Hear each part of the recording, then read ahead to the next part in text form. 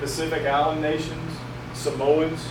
Well, everyone knows about Samoans being pretty large people. And then the rest of the list up to the United States, with the exception of Jamaica, is made up of Middle Eastern countries, which I found interesting. But I saw a news special on Kuwait, and it actually has, I think it's 6 on the list. And they said the reason that Kuwait has such a high instance of obesity was, one, Middle Eastern countries love American fast food. They don't have a lot of other vices. They're not drinking. So one of their big vices is of fast food. Second reason, they're consuming all this fast food, and it's so hot in Kuwait, nobody's going outside and getting any exercise. People that live in Kuwait, mostly, if they're inside or during the heat of the day, they're trying to stay inside, not move, and stay cool. So no, the United States, to answer your question, is 19th on the list, but we are gaining ground on the top spots. Good question. Next question. What's the life expectancy of a person who's obese compared to someone who's not? So the question is, what is your life expectancy if you're obese and if you're not? It's a good question.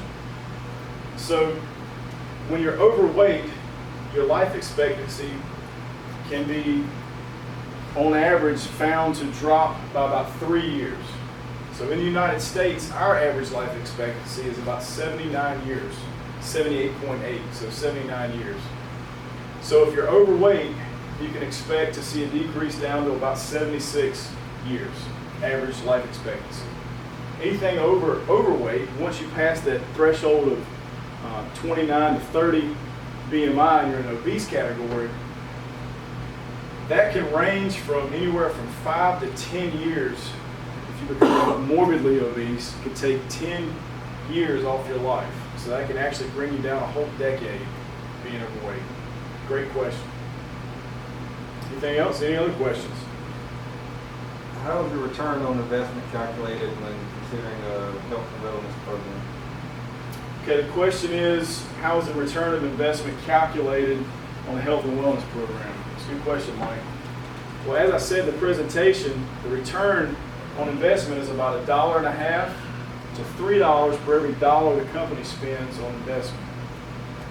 So that money that we spend on the health and wellness program, the incentive, the monetary incentive to reduce your insurance, things like biometric screening, what that does, it educates us and it makes us more aware of how to live a better and healthier lifestyle. So in return, as the workforce becomes healthier, our insurance costs go down. We're going to the doctors less. We're charging the insurance company less. So in return, they charge us less for the overall insurance. Which again is about $1.50 to $3 for every dollar the company spends is what they found on average return on investment. Good question. Any more questions? Some good questions. Some really good questions. Can you have a high BMI and still be considered healthy? The question is, can you have a high BMI and still be considered healthy? Absolutely. You can. As we talk about the fitness model and personal trainer in the presentation, he's got 27.5 BMI.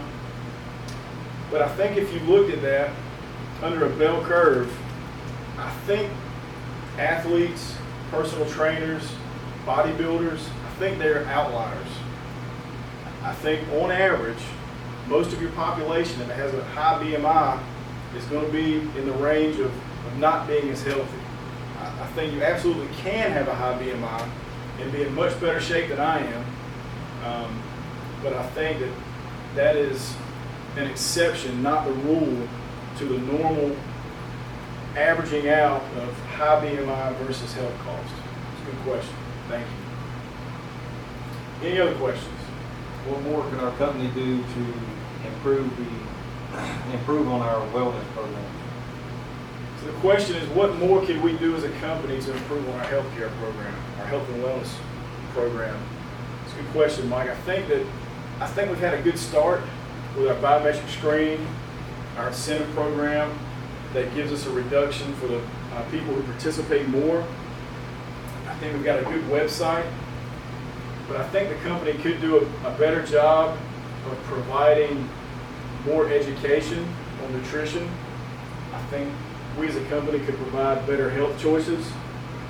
I could stop feeding everyone pizza for these meetings. I think the company could also provide some type of exercise program or facility to exercise here at the plant. We all spend a lot of time here, more hours than not. Most of us in this room are here at work. So making time to actually go get a good workout in or go to the gym is difficult. I think if we had an on-site location where we could get that done, I think that would benefit all of us. So to answer your question, I think the company can provide better nutrition options. I think we could provide an area to work out, and also think we could provide more of an incentive monetarily, because money really drives people to change habits. I think we can provide more of an incentive to reduce our healthcare costs. Good question, Mike. Any other questions? Some great questions. All right, if there's no further questions, that concludes the Q&A portion. I appreciate everyone coming today to hear about BMI, and I hope everyone in this room tries to live a healthier lifestyle so we can reduce our insurance costs. Thank you.